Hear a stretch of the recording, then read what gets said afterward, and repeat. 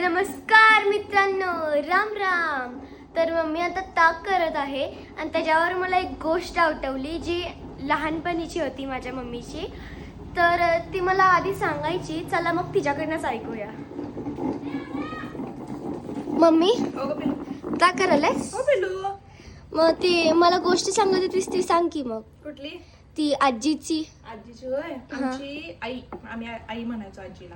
हा. आई आम्ही लहान असताना असं ज्यावेळेला ताक करायची की नाही त्यावेळेला तिला माहित होतं मला लोणी आवडते म्हणून. मग असं ताजं ताजं लोणी येतंय ते असं काढायचे आणि मला असं हातावर द्यायचे. आम्ही असं हात करणार मग मला हातावर द्यायची. असे होते आमचे दिवस. आणि ताक दही आमच्यासाठी वेगळं काढून ठेवायची. म्हणजे आम्ही जेवढी मुलं होतो, जॉईंट फॅमिली असल्यामुळे ताक दही पुरायची नाही ना, त्यामुळे मुलांना वेगळं काढायचे आम्हाला आणि मोठ्यांना वेगळं काढायचे. कारण आम्हाला शाळेत नाही यायला 11-12 वाजायचे, 12-1 वाजायचा. त्यामुळे आम्हाला वेगळं काढून ठेवायचे. एवढे लाड करतो. मला मीना मम्मी पण तसंच करत्या की.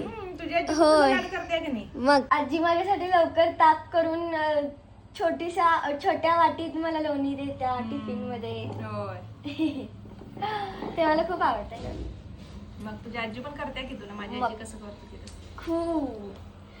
तर तुमच्या घरात पण असं होत असेल तर कमेंट मध्ये सांगा. आणि तुम्हाला हे सांगायचे की आता पण हे होतंय, आता पण जुन्या गोष्टी. मी सांगते, थांब थांब, तुझं मराठी कळलं मला. तिला म्हणायचंय की अजूनही अशा गोष्टी तुमच्या घरात होतात का, की लोणी आवडते, आपली आजी असू दे किंवा मम्मी असू दे, आपल्याला लोणी लगेच काढून देते किंवा लोणी काढून ठेवते आपल्यासाठी वेगळं, आपल्या मुलांना किंवा आपल्या नातवांना आवडते म्हणून. असं तुमच्याही घरी होतंय का? आणि आधी तुम्ही लहान असतानाही होत होतं का? हे नक्की कमेंट बॉक्स मध्ये कळवा. असंच म्हणायचं होतं ना तुला? यस. येस. बाय.